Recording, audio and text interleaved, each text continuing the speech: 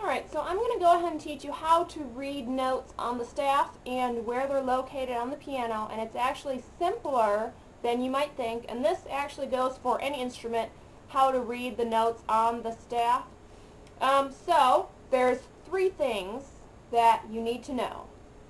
First off, you need to know about the black keys because I'll be referencing the white key notes as they are related to the black keys. So, the black keys come in different sets and they repeat themselves.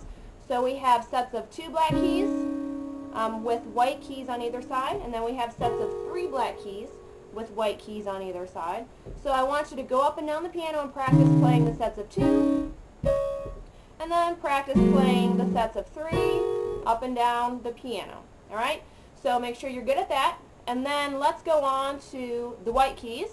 The musical alphabet is what we call it, and it's actually very simple. It goes from A to G, and then it just repeats itself over and over, and the same thing coming back down. So it goes A, B, C, D, E, F, G, and then it starts over again, A, B, C, D, E, F, G, and so on. And coming back down the piano, it goes G, F, E, D, C, B, A, and then it starts over backwards, G, F, E, D, C, B, A, G, F, E, D, C, B, A, and so on. So now we got to figure out what key is what. And the first key that anyone ever teaches you on the piano is the middle C because it's right in the middle of the piano. And C's, no matter where they are, always come before a set of 2 black keys. So we have a set of 2 black keys, and then the C is directly to the left of any set of 2 black keys. So here's a set of 2 black keys, here's the C. Here's a set of 2 black keys, here's the C. So go up and down the piano and find all of the C's. So we go right before a set of 2 black keys here, 2 black keys here, and 2 black keys here. Now, the easiest note that I always tell people how to find is the D, because dog starts with D, and I always tell all my kid students that the D is in the dog house because I imagine that there's 2 little walls right here and a little roof, and we have a little dog, and he kind of goes in the dog house. So the D is between any set of 2 black keys. So we have the D here, and D here. And what happens is, as we go through the alphabet, we just travel up or travel down the piano. So I'll start us with A, and you'll see where the C and the D are. A, and then we just go through the alphabet. B, C, which we know, D, E, F, G, and then once you reach G, you start over through all those letters again, except now they just sound higher. A, B, C, D, E, and so on. And as we go down, I'll start right here because it's an A. So A, this way would be B, C, D, E, F, G through the alphabet, but backwards, once we're on A, we go backwards and we start on G, F, E, D, C, B, A, G, F, E, D, C, B, A. So we go up through the alphabet, and then we go down through the alphabet. And remember, right before an A is a G because we're starting that set all over again. So G, F, E, D, C, B, A, G, F, E, D, C, B, A, and so on. All right. So practice playing all of the different letters. So pick out a D, where's some other D's? There's a D here, there's a D there. What about an E? Pick me out an E. A, B, C, D, E.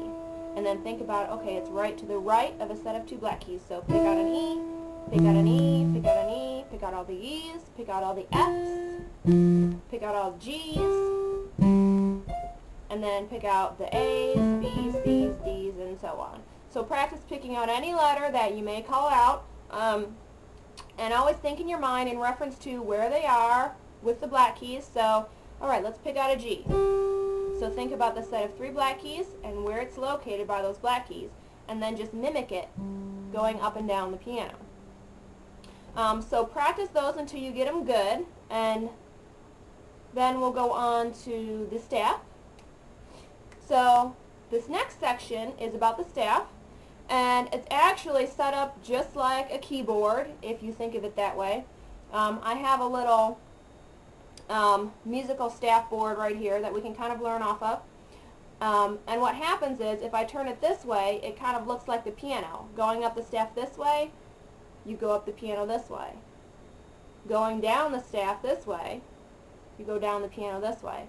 So as I turn it, we go up higher and higher through the notes, and lower through the notes. And what happens is, every single line and space on the staff is a note.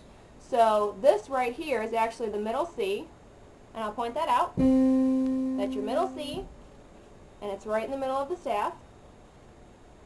And as we go up, every single line and space is a note. So this is C, D, E, F, G, and then it starts over, A, B, C, D, E, F, G, A, B, C.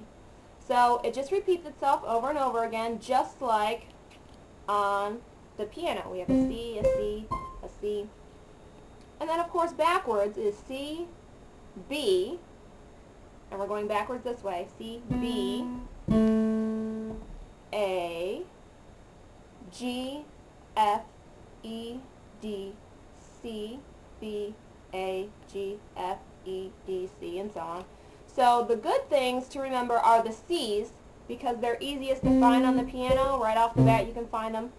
So there's a C here, there's a C here, there's a C here, and then of course there's a C way up here and a C way down here. But the basic ones you're going to need is this C right here, which is the middle C, and then if we go down to this C down here, it's this C down here.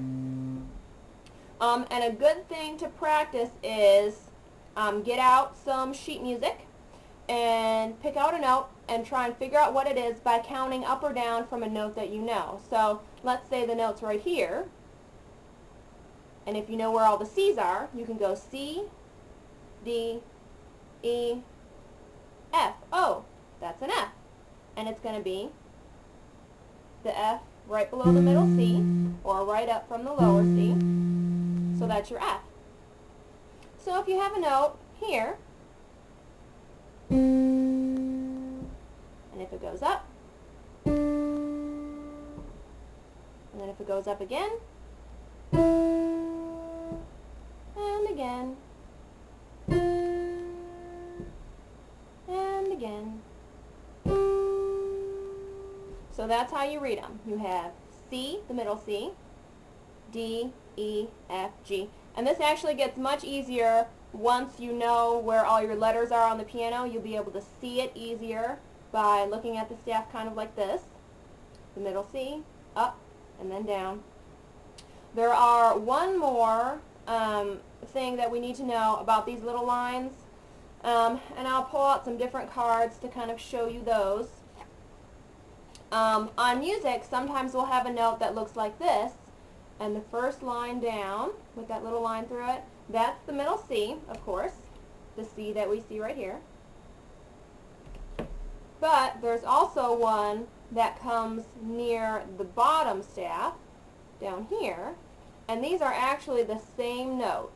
So one line below this top staff is a C, and one line above this bottom staff is a C, and they're the same C. That's the middle C.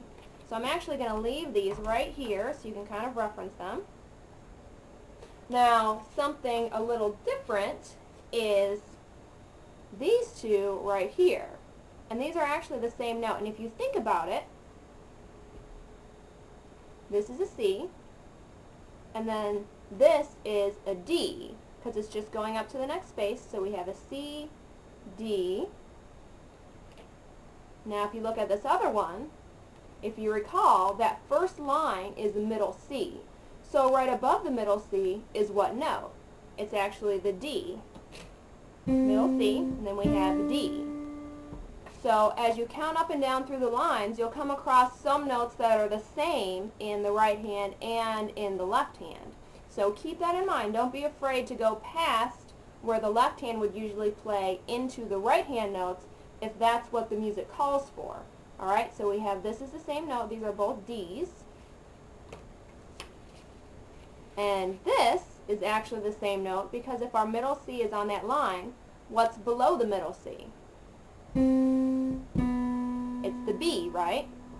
So this is a B. Now if we think about it, what note's this right here? And I'll get out my little board so you can see. That's the middle C, right?